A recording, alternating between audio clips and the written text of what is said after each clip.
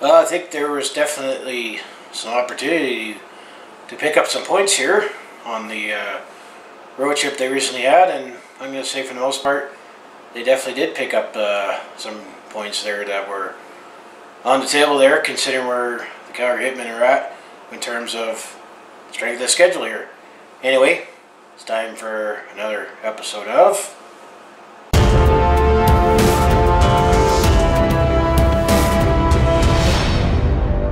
Hi there, it's Brett Hornby here. Welcome back to my YouTube channel here, and it's time for another Calgary Hitmen game recap video here. Here I am in Season 2. We're up to episode number 5 here. And in this episode we'll talk about games 19 to 24 here on the 2019-20 WHL regular season here. And as I said in the opening there, I felt like the Calgary Hitmen, based on strength of schedule here, we definitely had some winnable games here where we pick up some points here. I feel like the Calgary Hitmen, they're a good team right now, but they seem to not quite have what it takes to take on the upper echelon teams that are in the CHL top 10 here, as you'll see in this recap here. However, it's not like we get blown out either, so I mean, still, we're in the almost approaching actually the 40% mark around there of the regular season here, and so yeah, we'll see how recap here how things went for the Calgary Hitmen basically in the second half of November here. So I'll bring up my notes here and I'll recap the previous 6 games, and then I'll bring up some quick stats here to give an idea where some players are here. So anyway, let's go back to game 19 here. This happened on Sunday, November the 17th. The Calgary Hitmen were sent on this Prairie road trip here as they were headed up to Prince Albert to take on the Prince Albert Raiders at the Art Hauser Center. That'll be a 5 p.m. puck drop here, and definitely one of the tougher tests for the Calgary Hitmen here. And I said the Prince Albert started off stronger in the first period, but Calgary at least was able to hang with them early in this game here. It was Prince Albert Raiders that opened up the scoring here just before the 16-minute mark, so much of the first period it was scoreless. So it was Caden Gould that scored, but Blake Allen for the Calgary Hitmen, who actually, surprisingly, he's actually provided some scoring depth here from Regina, scored, and he answered back here in the final minute. So we had a 1-1 game after the first period there, so things were looking pretty good there. Second period, it only featured one goal here. However, it was Braden Watts for the Prince Albert Raiders that scored past the 3-minute mark, so it was early in the first period. So the Raiders had a 2-1 lead in the second period there, and that's how things stood going into the third period here. It was 2-1 Prince Albert here. Calgary was also outplayed in the second period, but also spent much of the second period short-handed there too on the penalty kill. Third period, the Calgary Hitmen actually pushed back and just passed the 3-minute mark. Riley Stotts, if you're a Toronto Maple Leafs fan, this is how he's been one of the top scorers for the Calgary Hitmen here. Ties the game at just past the 3-minute mark, so it's 2-2 here. However, Prince Albert, 3 minutes later in the third period, goes ahead as Braden Watts once again scored his second of the game, so it was 3-2 Prince Albert. However, they passed the 12-minute mark. Adam Kidd, one of the depth players that recently got called up, scored for the Calgary Hitmen, is now 3-3, and actually the Calgary Hitmen wound up taking their first lead of the game as Josh Prokop makes it 4-3 at the 15.5-minute mark here. So Calgary is now looking good here. However, Prince Albert was in the final 2.5 minutes of the game, tied the game up, as I believe he's the brother of Orca. Ozzy Weisblatt, Ozzy, ties the game up at 4-4, and this one will need overtime here. In overtime, it was Ozzy Weisblatt again who scored the winner at the 112-minute mark on 3-3 overtime, and Prince Albert took this game 5-4, and they're still in the CHL top 10 here. So all things considered, we still picked up a point here, and I think we had a nice effort here considering that Prince Albert is the much stronger team here. Prince Albert also outshot the Calgary Hitmen 27-19 in this game. And the only shot in overtime was the goal. So I'm going to say who led the way here? Well, obviously it was Braden Watts and Ozzy Weisblatt. Each had 2 goals each. No one had a multiple lead for the Calgary Hitmen in this game, so it was all spread out here. It was actually, when it gets to the goaltending here, it's Braden Peters. The rookie for the Calgary Hitmen made 22 saves for Calgary, while Boston Billius, he only needed to make 15 saves for Prince Albert here, but shots he did take made sure he counted here. So we picked up at least a point against Prince Albert here to start off this 6-game recap here. So game 20, this happened midweek on Wednesday, November 20th. The Calgary Hitmen still in Saskatchewan here. We're taking on the Regina Pats. This time at the Brent Center here, not at Mosaic Stadium. This was a 6 p.m. puck drop here, and I said this was the first time these two teams played each other since the Prairie Classic there last month. And Regina came out to play despite being behind in the standings here. And actually Regina opens up the scoring at 3.5-minute mark by Austin Pratt. So it was 1-0 Regina, and it was Regina with a 1-0 lead after the first period there. Also, should also highlight here at the 14-minute mark, there was some rough stuff here as Mark Kaslik for Calgary and Tyson Weiss fought past the 14-minute mark, and then you got Dakota Krebs and Robbie Holmes. So Dakota Krebs for Calgary and Robbie Holmes for Regina here past the 16-minute mark. Took on sportsmanlike penalties here, so there were definitely some rough stuff to highlight here. It was 1-0 Regina after 1 here. Second period, it was Jet Wu who ties it up early, 15 seconds in. However, Ty Colley for the Regina Pats scores the goal, the way to go 39 seconds later. So Regina was up 2-1 here, so we're early in the first minute of the second period here. There was 2 goals happened, so it was 2-1 Regina here. Then, later in the second period, Mark Kaslik scored twice within a minute apart here, just before the Hitmen took the lead here is at the 13 and 14-minute marks of the second period here. So Calgary struck twice quickly there and took a 3-2 lead after 2 periods here. Third period, it was Riley Stotts who scored the shortest marker past the 18.5-minute mark. It was not an empty netter here. So Calgary makes it 4-2 here and ultimately won this game 4-2 here. Mark Kaslik led the way with 2 goals and 2 assists plus that fight. So he definitely had a Gordie Howe hat-trick plus. Igor Zamula chipped in with 2 assists there, and Calgary outshot the Regina Pats with a slight margin, 36-33 here. It was Jack Manhattan who was in net for Calgary, made 31 saves, while Max Paddock made 32 saves for Regina there. So Calgary is definitely still looking good on this Prairie road trip here. So on game 21, this happened on Friday, November the 22nd here. We went out east, all the way in Manitoba here, as we were taking on the Brandon Wheat Kings at the Westobia place. 6:30 puck drop here. Each owned a period in this game. This is how I summarize this game.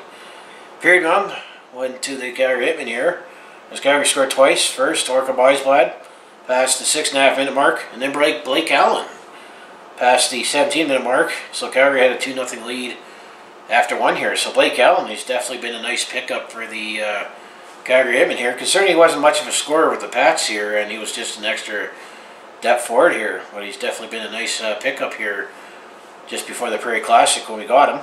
So the first period went to the Calgary Hitmen here. However, the second period, I'd say this one went to the Brandon Wheat Kings here, as they scored 3 goals of their own here. First, Connor Guttenberg past the 6.5-minute mark, and then Marcus Sikanduik hit past the 12-minute mark. And then Brandon took a lead here as Cole Reinhardt scores past the 17-minute mark, and now Brandon had a 3-2 lead after 2 periods here. Third period, after Orca Weisblad ties the game up at the opening minute of the third period here. Calgary, that's ultimately actually needed overtime here. So after a quick goal or an early goal by Calgary here, both teams played it close to the vest here. So it was 3-3 going in overtime here. In overtime is Carson Fook, who is the Vancouver Canucks property here, scores his 12th of the season at the 3:40-minute mark of overtime, and Calgary wins their 2nd straight game with a 4-3 win here. Shots were even at 34 apiece, including overtime here, where Calgary had a 4-2 advantage in the overtime period there. Orca Weisblad led the way for the Calgary Hitmen. He had 2 goals there. And Hunter Campbell, he actually chipped in with 2 assists there. He's a great player. Jack Minot made 31 saves for Calgary, while Ethan Kruger made 30 for Brendan there. So Calgary's still looking pretty good on this road trip here. So on the next night here, Calgary went back west on the number 1 here, a little past Regina, as they were taking on the Moose Jaw Warriors on Saturday, November 22nd here at Mosaic Place in the historic downtown at 6 p.m. puck drop here. And this was the last game of the Prairie road trip here for the Hitmen, and Calgary came up very strong but only found 1 goal as import draft. Jonas Patrick scored just past the 10.5 minute mark. It was 1-0 Calgary after 1 here. However, they did outshot the Moose Jaw Warriors 14-2 in the first period there. So definitely didn't get rewarded completely with our dominant play there, but still nice to have a lead here. Second period, Calgary continued their strong play, and they finally got rewarded early as Orca Weisblad scored past the minute-and-a-half mark. So we have a 2-0 lead here early in the second period here. However, Moose Jaw go on the board. Cole Jordan scores a Moose Jaw just past the 6-minute mark, so now it's 2-1 here. Calgary, Moose Jaw looked better in the second period here compared to the first period here, so Moose Jaw definitely had a better effort there. Calgary was able to add another goal late in the second period as Mark Kaslik scored his 16th of the season before the 18-minute mark, and Calgary had a 3-1 lead after 2 there.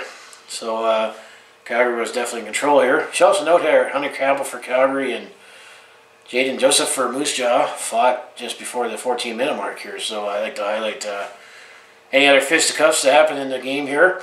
Third period, Calgary was able to hold on to their lead, and then one of the big off-season acquisitions that we made, Jet Wu, past the 8.5-minute mark, scores to make it 4-1.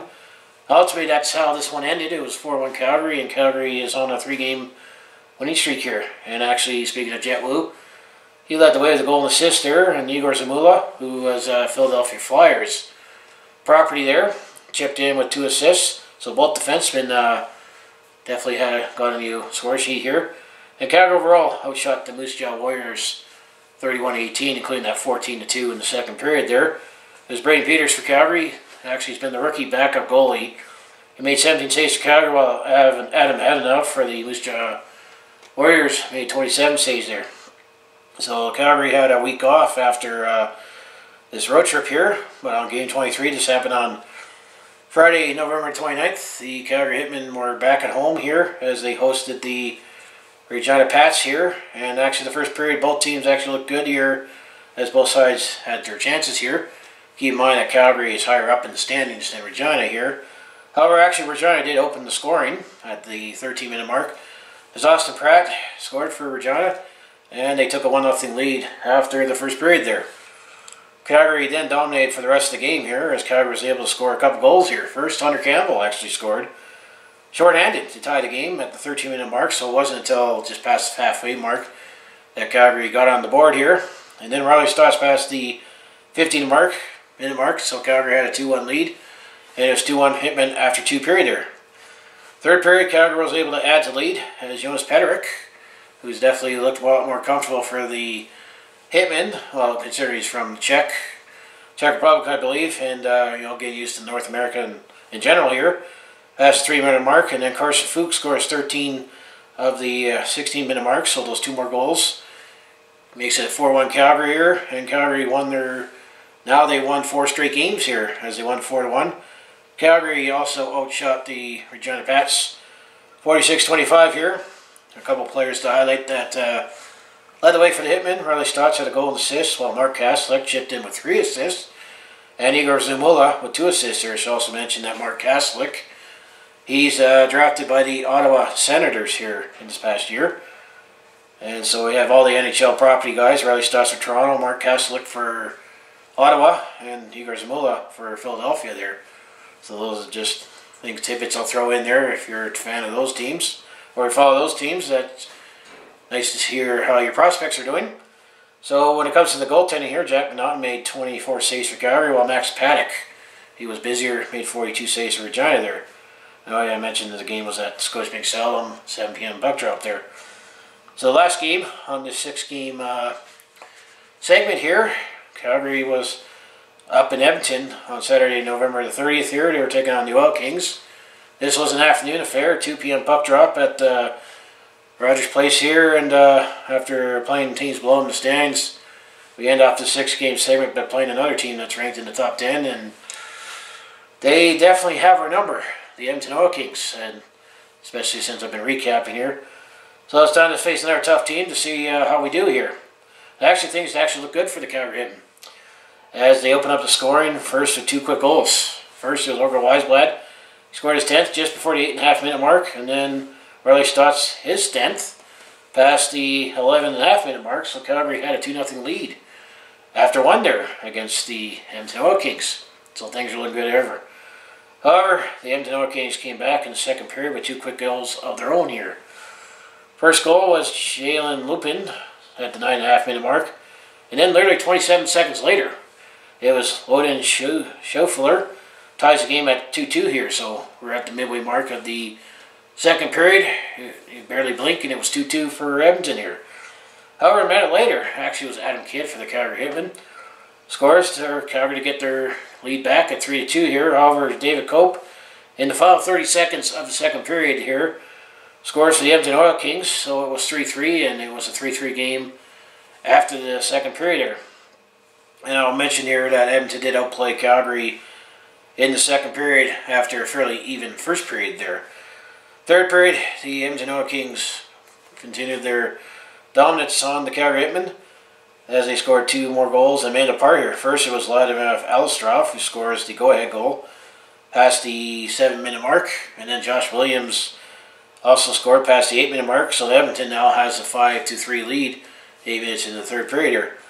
However, we actually did fight back a little here as we got within 1. Carson Fook scored his 14th goal of the season past the 11.5-minute mark, so it was 5 for Edmonton there, but the bad news is we could not find the equalizer, so ultimately the Edmonton Oil Kings won this one 5-4 here, and they're another top 10 team in the CHL rankings here. So I'm going to say we're a good team, but we definitely still don't seem to quite have that it factor to take on the top teams yet. But, you know, you never know if we happen to draw these guys in the playoffs here. Edmonton did outshoot the Calgary Hitmen 33-23 in this one, after both teams were even at 11 after the first period there. Orko Weisblad led the way for Calgary. He had a goal and assist here on the Edmonton side of the puck here. Josh Williams led the way with a goal and 2 assists. Loden Schoeffler had a goal and assist, and Carter Such actually chipped in with 3 assists for the Edmonton Oil Kings here. As Brayden Peters, that was a net for the Calgary Hitmen. He made 28 saves, while Sebastian Cossa made only 19 saves for the Edmonton Oil Kings here. So how things stand, actually Calgary is still in pretty good shape overall here, as we got 14 wins, 7 losses, 2 overtime losses, and a shootout loss. So we have 31 points altogether here. That puts us 4th in the Central Division in the Eastern Conference and in the first wild card spot. We are 7 points behind the Lethbridge Hurricanes and the Edmonton Oil Kings, and 6 points behind the Medicine Tigers for to be in the top 3 in the Central Division. We should also highlight here that the Calgary Hitmen have actually played 4 fewer games than those teams mentioned in the Central Division, especially Lethbridge and Edmonton. So I'm going to say we're about the same pace. If it's just they're only games in hand if we win them here. So before we look ahead to the next few games here, I'll just give you a quick top 5 scoring right now with the Calgary Hitmen. As Mark Kaslik in 20 games, he's leading the team with 16 goals and 9 assists here, of 25 points. So he's the property of the Ottawa Senators here. And Igor Zamula actually is in 24 games. He has 6 goals, 19 assists, 25 points, and he's the Philadelphia Flyers property here. Third in scoring is Carson Fook.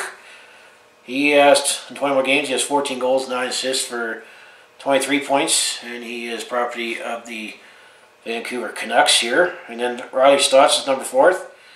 He's property of the Toronto Maple Leafs. He has 24 goals. He has, in 24 games, he has 10 goals, 13 assists for 23 points. And then round up top 5, Orko Weisblad, who has 24 games, has 10 goals, 13 assists for 23 points here. So it's definitely a close race for top 5 in scoring after 24 games here. And then when it comes to the goaltending situation here, I'll just quickly bring up these columns here for the goalies here. So obviously Jack Manon is our starting goalie here in 14 games. He has a 9-2-0-1 record with the shootout loss. 890 save percentage here, 301 goals against average. Braden Peters, the rookie, in 9 games he played, he has a 4-4-1 record here with a 904 save percentage and 272 goals against average. But I should mention that usually, what's always the case, the starting goalies usually face the tougher competition than the starters, so sometimes that inflates their numbers well, but we seem to have a nice tandem right now with Braden Peters and Jack Manon here. So if we look ahead here, and actually I think it works out perfectly here, is that the next episode, these would be the next 6 games and the last 6 games before Christmas here, because when I was planning out my schedule here, it actually worked out nicely here. So these are the last 6 games before the team takes a little break for Christmas here, and then they get back at it and play a couple games before the new year. So game 25, this is on Sunday, November 1st. The Calgary Hitmen are hosting the Red Deer Rebels. That's the 4 p.m. puck drop at Scotiabank Saddledome here, and I'll mention that that is the teddy bear toss game. So we'll see how many bears gets thrown, and I'll mention that in the next episode here. So that's game 25. Game 26, this will be on Friday, November the 6th. We are taking on the Edmonton Kings again. This will be at home, Scotiabank Saddledome, at a 7 p.m. puck drop here. Then game 27, that will be on Saturday, December 7th, as we are taking on the Edmonton Kings, but this time on the road, up to QE2 at the Rogers Arena, 7 p.m. puck drop here. And then on game 28 will be on Saturday, December 8th. We are taking on the Everett Silvertips back at home. That'll be a 4 p.m. puck drop at Scotiabank Saddledome here, and I actually think the Everett Silvertips, I think that's another top team in the league right now, so there'll be another test there. So this is looking like a tough schedule here. And then that's game 28. And then game 29 on Saturday, December the 14th here. The Calgary Hitmen will be on the road. They'll be down the number 2 and go east a little on the number 3 to take on the Lethbridge Hurricanes. There'll be a 7 p.m. puck drop at the NMAX Center. And then game 30, which will be on Sunday, December the 15th, we'll be taking on the Lethbridge Hurricanes again, but this time in Calgary at the Scotiabank Saddledome, and a 2 p.m. puck drop here. So I'm going to say Calgary is looking like they're going to have a little tougher schedule here, especially with a couple more games with the Edmonton Kings and the Lethbridge Hurricanes, a team that that's also up there in the standings, and we're looking at chasing them down here. And of course, the games in hand are only good if you win them, so that's the old saying goes. So yeah, that's my Calgary Hitmen in 6 here for Season 2, Episode 5. So if you like everything I do on my YouTube channel, just to make sure you hit like, subscribe here. I recap all Calgary sports. I've definitely recently am done recapping Calgary Stampeders for season as the Grey Cup was awarded. Congratulations to the Winnipeg Blue Bombers on their first Grey Cup win in 29 years, but our hockey season is well underway, and I definitely recap also the Calgary Flames and also news here, and there's definitely been a lot of recent news there, so you can look through my videos for that. And Roughneck season is going to be starting here, has actually just started here, so I'm going to be starting Season 2 of my Calgary Roughnecks this month. So definitely football is all done for another season for the Canadian Football League, but it's all hockey and lacrosse going further here with Calgary Sports here. So if that sounds like anything you like, just make sure you like, subscribe. I also share moments at sporting events, some senior videos, and I also do some personal blogs and try to be funny sometimes, but attempt economy here. So I definitely have a variety of content in addition to my sports here. So as I say here, let's go Hitmen, and I'll see you in the next video here, and I guess find out in the next episode how many bears did we toss on the ice here. So I'll see you then.